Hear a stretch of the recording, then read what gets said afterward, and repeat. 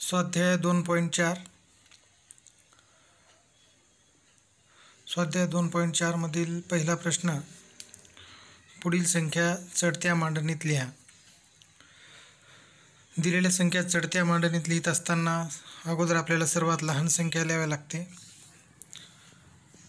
म्हणजे लहान संख्येकडून मोठ्या संख्येकडे असा क्रम असावा लागतो. या ठिकाणी ह्या 4 संख्या दिलेल्या आहेत. या 4 संख्यांचा आपल्याला चढत्या क्रमाने लिहायच्या आहेत. पहिली आहे 98,000, 98,000, 89,000, 98,000. ह्या 4 संख्या आहेत. चढत्या मांडणीत लिहायच्या असल्यामुळे आपल्याला सर्वात लहान संख्या अगोदर शोधावी लागेल. याच्यातली 4 पैकी सर्वात लहान संख्या 89,000 आहे. 1 नंबरला येईल ती. त्यानंतर 98,000, तिन्ही संख्या 98,000 आहेत. त्याच्या समोरची संख्या वाचावी लागेल आपल्याला. 98,230, 98,023 आणि 98,032. याच्यामध्ये आता 98,023 आणि 98,032 मध्ये 98,023 ही लहान संख्या आहे. त्यामुळे 98,023 2 नंबरला येईल आणि 98,032 3 नंबरला येईल आणि राहिलेली शेवटची संख्या ही 4 नंबरला येईल. अशा प्रकारे त्या संख्यांचा चढता क्रम असेल. तो डी ह्या पर्यायामध्ये बरोबर दाखवलेला आहे. म्हणून या पहिल्या प्रश्नाचं उत्तर असेल पर्याय क्रमांक डी. यानंतर प्रश्न दुसरा. हा दुसरा प्रश्न 2015 मध्ये आलेला आहे मित्रांनो. 8, 10, 12 या तिन्ही संख्यांनी निशेष भाग जाणारी खालीलपैकी 3 अंकी संख्या कोणती आहे, हा प्रश्न आहे. या ठिकाणी एक गोष्ट आपल्याला लक्षात घ्यावी लागेल की 10 या संख्येनं एकक स्थानी 0 असेल तर 10 या संख्येनं त्या संख्येला भाग जातो आणि ह्या 3 पर्यायामध्ये एकक स्थानी 0 आहे, म्हणून बी हा पर्याय येणारच नाही. असा एक आपल्याला अगोदर निष्कर्ष काढावा लागेल. त्यानंतर राहिलेल्या 3 संख्यांना आपल्याला प्रत्येक संख्येनं भाग घालून पाहावं लागेल. 990 ला आपण सुरुवातीला 8ने भाग घालून पाहू. 8ने जातो का? 8 1 8, 9 मधून 8 गेले 1 राहिला, वरचा घेतला 9, 8 2 16, 3 उरले 0, 8 3 24, 30 मधून 24 गेले 6 उरले. म्हणजे 8नं 990ला भाग जात नाही, त्याच्यामुळं पर्याय क्रमांक ए सुद्धा उत्तर येणार नाही. त्यानंतर आपण आता सी पर्याय पाहू. 10नं तर भाग जातोच, एकक स्थानी 0 असल्यामुळं 8नं भाग घालून पाहू आपण. 8 1 8, 9 मधून 8 गेले 1 उरला, 6 घेतला, 8 2 16, 16तून 16 गेले 0, वरचा घेतला 0, 8 0 0. म्हणजे 8ने भाग जात आहे 960ला. 10ने सुद्धा जातोच, 10ची कसोटी माहीत आहे आपल्याला. आता यानंतर आपण 12ने भाग घालून पाहू 960ला.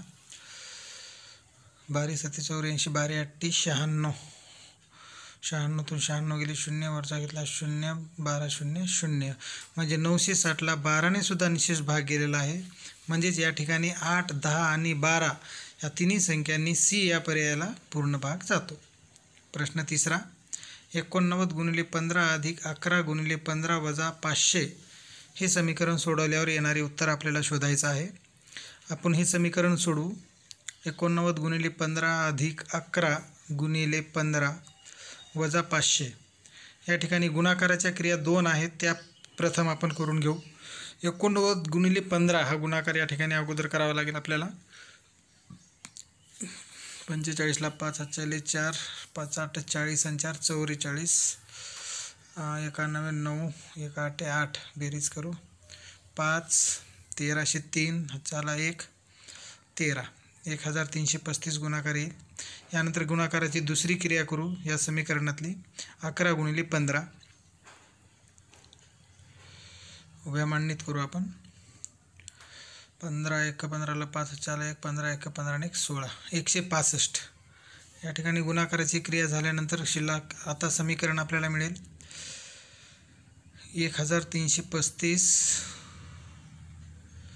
त्यांचा गुणाकार 1335 आलेला आहे, अधिक या दोन्हीचा गुणाकार 165 वजा 500.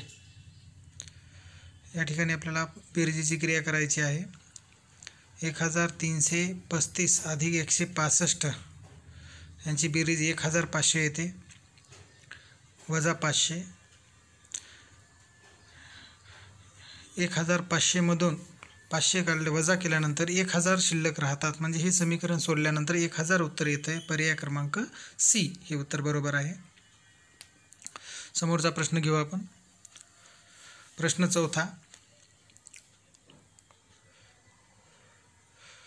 चौथ्यामध्ये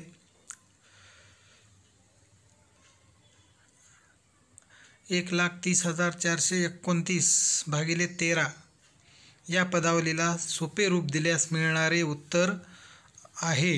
या ठिकाणी आपल्याला भागाकाराची क्रिया करावी लागेल. 1,30,429 या संख्येला 13ने भागावे लागेल. 13 × 13, 13तून 13 गेली 0 राहिली, वरचा घेतला 0, शून्याचा भाग गेला, 13 0 0, वरचा घेतला 4, 13 0 0, शून्याचा भाग जाईल, 13 0 0, 4तून 0 गेली 4 राहिले, वरचा घेतला 2, 13 त्रिक 39, 42मधून 39 गेल्यानंतर 3 शिल्लक राहतात, वरचा घेतला 9, परत 3चा भाग जाईल, 13 त्रिक 39, 39 वजा 39 0, म्हणजे भागाकार या ठिकाणी आलेला आहे 10,033.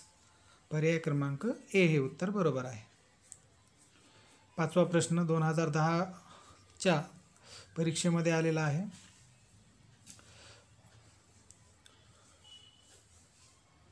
मोटारींच्या एका पार्किंगमध्ये 14 रांगा आहेत. प्रत्येक रांगेत गाड्या उभ्या करण्यासाठी 420 जागा आहेत. तर पार्किंगमध्ये गाड्या उभ्या करण्यासाठी एकूण किती जागा आहेत? खूप सोपा प्रश्न आहे मुलांनो.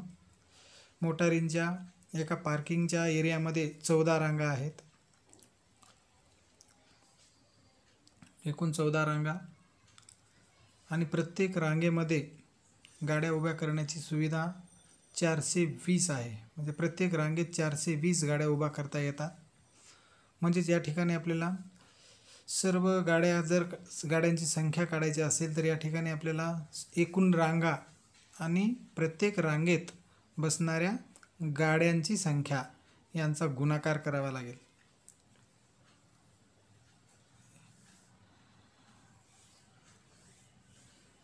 ,420 म्हणजे एका रांगेत बसणाऱ्या गाड्यांची संख्या आहे गुणिले 14 एकूण रांगा. 14 0 0, 4 2 8, 4 चूक 16, एका संख्येने भागवलो आपण. 1 0 0, 1 2 2, 1 4 4, बेरीज करू.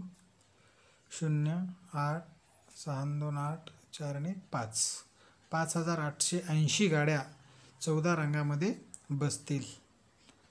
म्हणजे पर्याय क्रमांक बी हे उत्तर बरोबर असेल. समोरचा प्रश्न हा सुद्धा 2015मध्ये नवोदय एंट्रन्स परीक्षेमध्ये आलेलाच आहे. प्रश्न 6वा.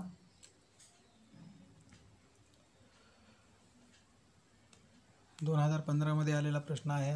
एका शाळेत 704 डेस्क 22 वर्गात ठेवायचे आहेत. जर प्रत्येक वर्गात ठेवायच्या डेस्कची संख्या सारखीच असेल तर प्रत्येक वर्गात किती डेस्क ठेवले जातील? या ठिकाणी खूप सोपा प्रश्न आहे हा सुद्धा. एकूण डेस्कची संख्या आहे 704 आणि ते डेस्क आपल्याला 22 वर्गामध्ये ठेवायचे आहेत आणि प्रत्येक वर्गातली संख्या ही सारखीच राहणार आहे. त्यामुळे आपल्याला एकूण डेस्कच्या संख्येला एकूण वर्गाच्या संख्येनं भाग घालावा लागेल. त्यावेळेस आपल्याला एका वर्गात ठेवायची संख्या मिळू शकते. 704 भागिले 22 एकूण डेस्कच्या संख्येला एकूण वर्गाच्या संख्येने भागायला लागेल. 22 त्रिक 66, या ठिकाणी 70मधून 66 गेल्यावर 4 शिल्लक राहतात, वरचा घेतला 4, 22 2 44, 0. या ठिकाणी 32 हे उत्तर आलेलं आहे. म्हणजे प्रत्येक वर्गात 32 डेस्क ठेवल्यानंतर 704 डेस्क 22 वर्गामध्ये बरोबर समप्रमाणात बसतील. या ठिकाणी वर्ग 22 आहेत आणि प्रत्येक वर्गात 32 डेस्क जर ठेवले, याचा जर गुणाकार केला तर 704 ही डेस्कची संख्या आली पाहिजे. 0 6 7 या ठिकाणी बरोबर उत्तर येत आहे. म्हणजे प्रत्येक वर्गात ठेवावयाची डेस्कची संख्या ही 32 आहे. पर्याय क्रमांक ए हे उत्तर बरोबर आहे. समोरचा प्रश्न आहे प्रश्न 7वा. 2018मध्ये हा प्रश्न आलेला आहे. एका संख्येतून तिच्या अंकांची बेरीज वजा केली, त्यातून मिळणाऱ्या संख्येला नेहमी भाग जातो. अशी संख्या आपल्याला शोधायची. या ठिकाणी आता आपण प्रत्येक पर्यायाचा आधार घेऊन आपण हे गणित सोडवून पाहू, म्हणजे आपल्या लक्षात येईल.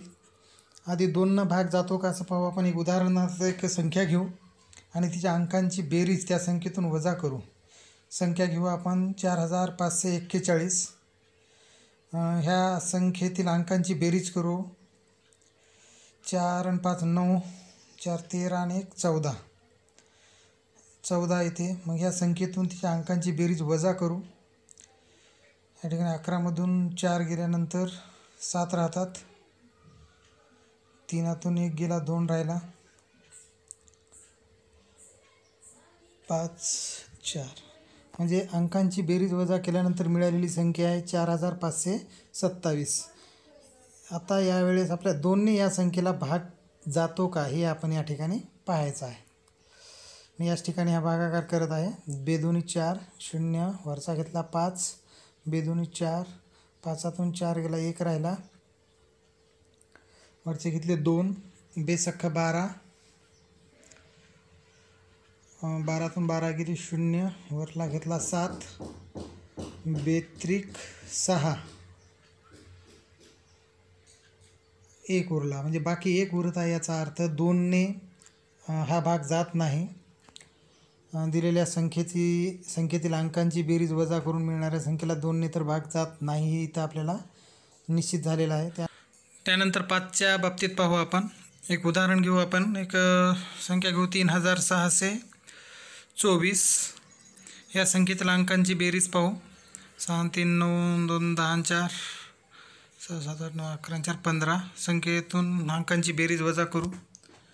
3624मधून तिच्या अंकांची बेरीज 15 वजा केल्यानंतर 3609 शिल्लक राहतात. या ठिकाणी आता या आलेल्या संख्येला 5ने निशेष भाग जातो का हे आपण पाहू. 3609 भागिले 5,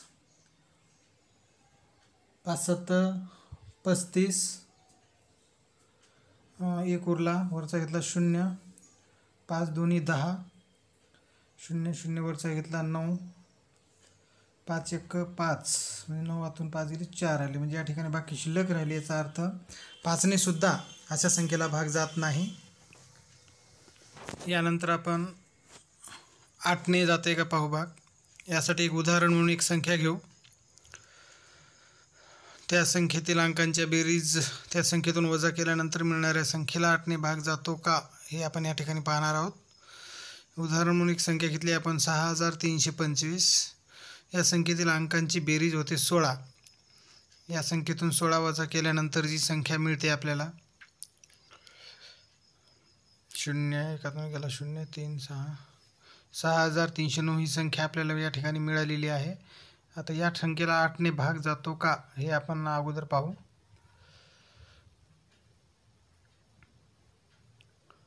8 7 56, 13मधून 6 गेले, 7 राहिले, 0 वरचा घेतला 0, 8 8 64,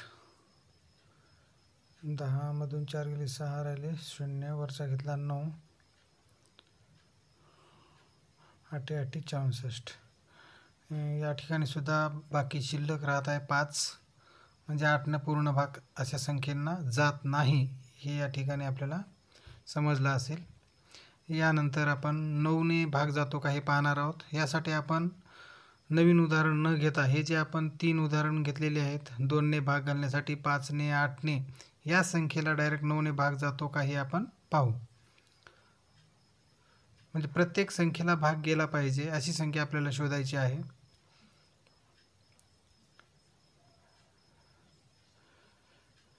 नऊ 0 0, वरचा घेतला 9, 9 1 9, करेक्ट. या ठिकाणी 9ने अशा संख्येला भाग गेलेला आहे. दुसरं उदाहरण पाहू आपण. 5ने ज्या संख्येला भाग गेला नाही त्याच संख्येला 9ने जातो का हे आपण पाहू. 3624 अंकाची बेरीज 15 होती. 15 वजा करून मिळालेली संख्या आहे 3609. 3609 या संख्येला 9ने भाग जातो का हे पाहू आपण.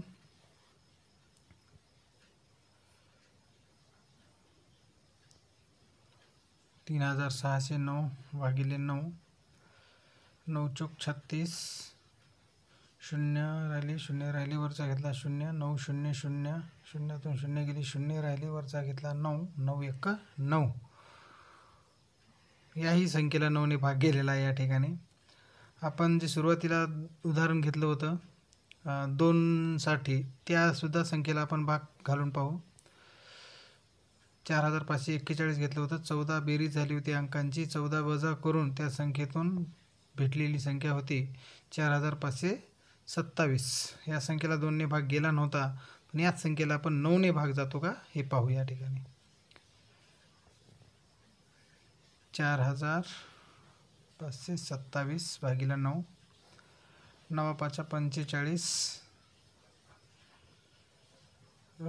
5 मधून 5 गेली 0, 4तून 4 गेली 0 राहिले वरचा घेतला 2, 0चा भाग गेला 9 0 0, बाकी 2 उरले वरचा घेतला 7, 9 त्रिक 27. याही संख्येला 9ने करेक्ट भाग गेलेला आहे. म्हणजे 9 ही अशी संख्या आहे की संख्येमधून तिच्या अंकांची बेरीज जर वजा केली तर त्या प्रत्येक संख्येला 9ने भाग जातोच. हे या ठिकाणी आपण लक्षात ठेवायला पाहिजे. पर्याय क्रमांक डी हे उत्तर बरोबर आहे.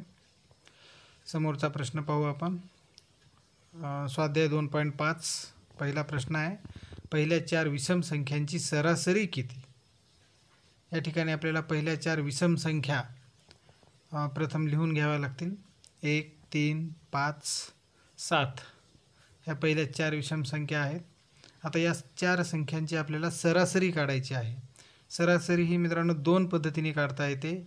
एक जर हा नियम माहीत असेल की एका क्रमाने जर संख्या दिलेल्या असतील तर त्याची मधोमध येणारी ही संख्या त्याची सरासरी असते. पण आपण सूत्राचा वापर करून काढू. सरासरी बरोबर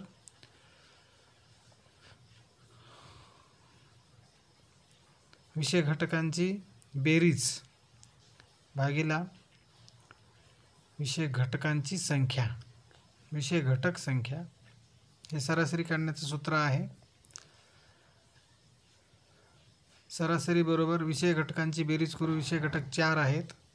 1 अधिक 3 अधिक 5 अधिक 7 भागिला विषय घटक संख्या. विषय किती आहेत 4 म्हणून भागिला 4. विषय घटकांची बेरीज येत आहे 16. 16 भागिले 4, 4 चौक 16, म्हणजे सरासरी आलेली आहे 4. या ठिकाणी पर्याय क्रमांक बी हे उत्तर बरोबर आहे. यानंतर समोरचा प्रश्न दुसरा.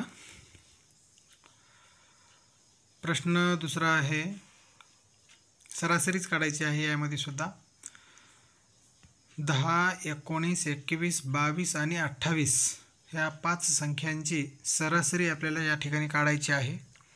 सरासरीचे सूत्र आपल्याला माहीतच आहे. सरासरी बरोबर सूत्र लक्षात असणं हे खूप जरुरी आहे. सरासरी बरोबर दिलेले विषय घटक यांची बेरीज, दिलेल्या घटक संख्यांची बेरीज भागिले दिलेले विषय घटक संख्या, म्हणजे एकूण घटक किती आहेत यांची संख्या, दिलेली एकूण घटक संख्या बरोबर दिलेले घटक संख्यांची बेरीज करू आपण प्रथम. 10 अधिक 19 अधिक 21 अधिक 22 अधिक 28 भागिले, आणि घटक आहेत एकूण 5 संख्या आहेत म्हणून 5 आपल्याला त्या सर्वांच्या बेरीजला भागायचं आहे. या ठिकाणी विषय घटकांची बेरीज 11 20 20 20ला 0 4 2 4 6 8 9 10 100 येते भागिले 5. 100 भागिले 5 बरोबर 20, म्हणजे या ठिकाणी 20 या 5 विषय घटकांची सरासरी आलेली आहे. पर्याय क्रमांक बी. तिसरा प्रश्न, एका वर्गातील पहिल्या 3 मुलांचे सरासरी वय 13.5 वर्ष आहे. त्यापैकी पहिल्या दोघांच्या वयांची बेरीज 25 वर्ष. तर तिसऱ्या मुलाचे वय किती हे आपल्याला काढायचं आहे. पहिल्या 3 मुलांची सरासरी वय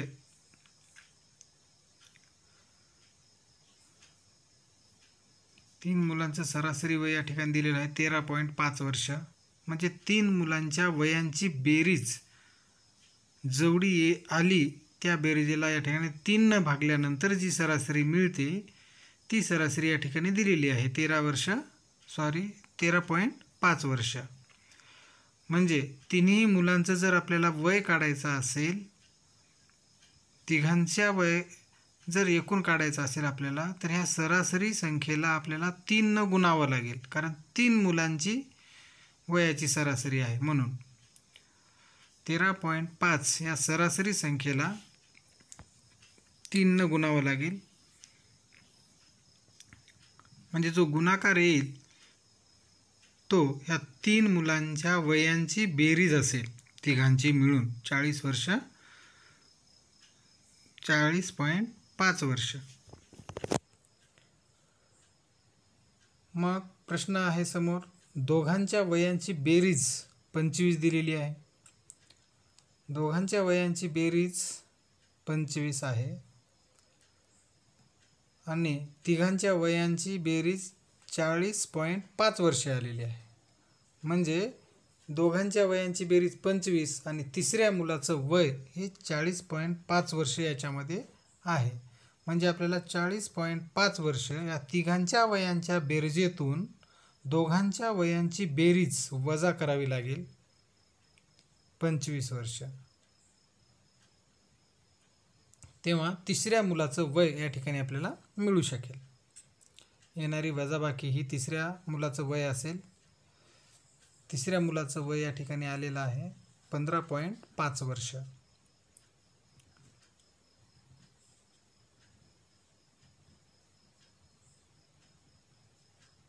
पर्याय क्रमांक ए हे उत्तर आहे. समोरचा प्रश्न चौथा, 3 संख्यांची सरासरी 12 आहे. त्यातल्या 2 संख्या जर 13 आणि 15 या आहेत तर तिसरी संख्या कोणती? खूप सोपा प्रश्न आहे. वरील प्रश्नाप्रमाणेच आपल्याला या ठिकाणी करावं लागेल. 3 संख्यांची सरासरी या ठिकाणी दिलेली आहे 12. म्हणजे तिन्ही संख्यांची जर बेरीज आपल्याला काढायची असेल तर या सरासरीला 3 न गुणावं लागेल आपल्याला.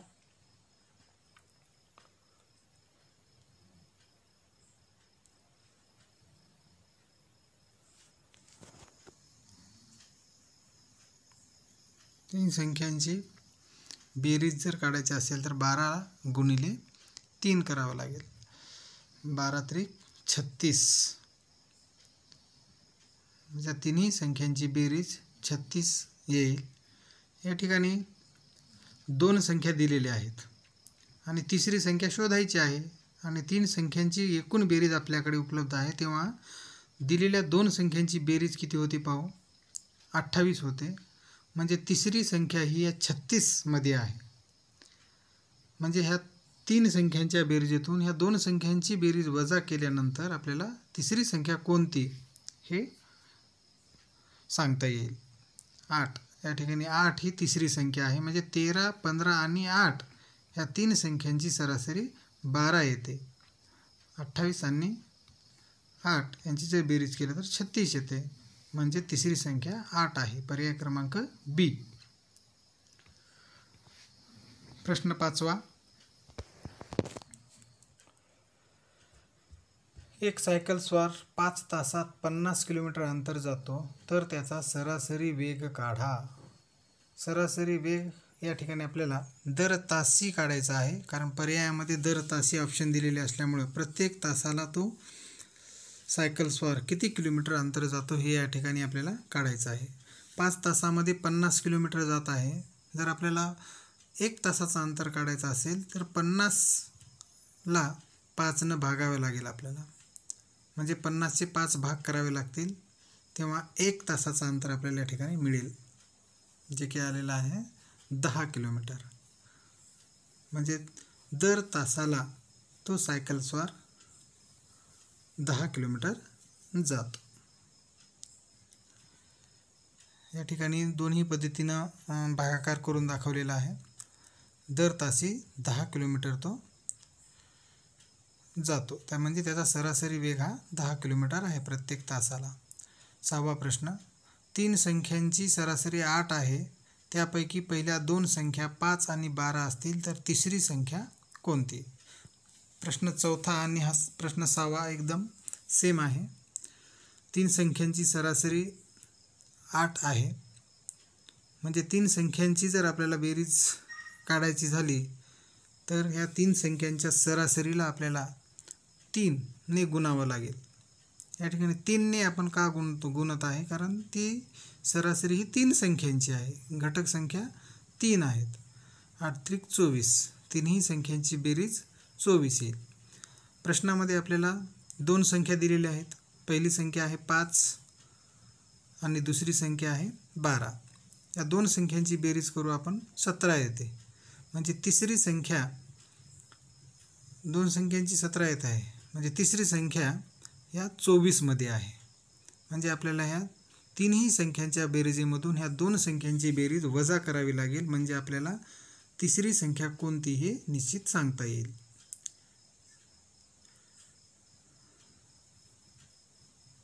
7 आलेली आहे तिसरी संख्या.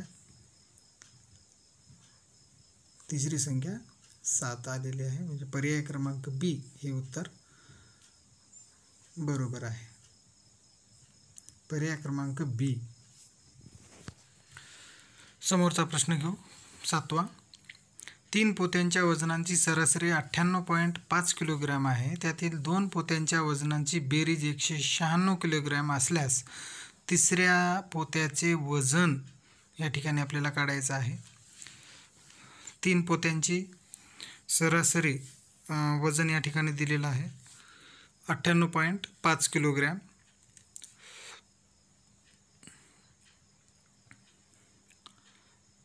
हे सरासरी वजन आहे. म्हणजे तिन्ही पोत्यांच्या वजनांची बेरीज करून त्या बेरजेला 3 भागल्यानंतर जी सरासरी येते ती सरासरी आहे. म्हणजे तिन्ही पोत्याचं जर वजन काढायचं असेल आपल्याला तर त्या सरासरीला आपल्याला 3 गुणावं लागेल. आणि या ठिकाणी त्या सरासरीला 3 गुणल्यानंतर 295.5 किलोग्रॅम ह्या 3 पोत्यांचं वजन आलेलं आहे. आणि आपल्याला प्रश्नामध्ये 2 पोत्यांचं वजन दिलेलं आहे 196 किलोग्रॅम. 2 पोत्यांचे वजन 196 किलोग्रॅम आहे. तेव्हा तिसऱ्या पोत्याचं वजन हे ह्या 295.5 किलोग्रॅम या संख्येमध्ये आहे.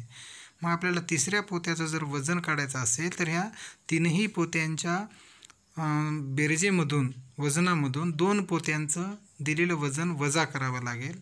म्हणजे तिसऱ्या पोत्याचं वजन आपल्याला या ठिकाणी सहज काढता येईल.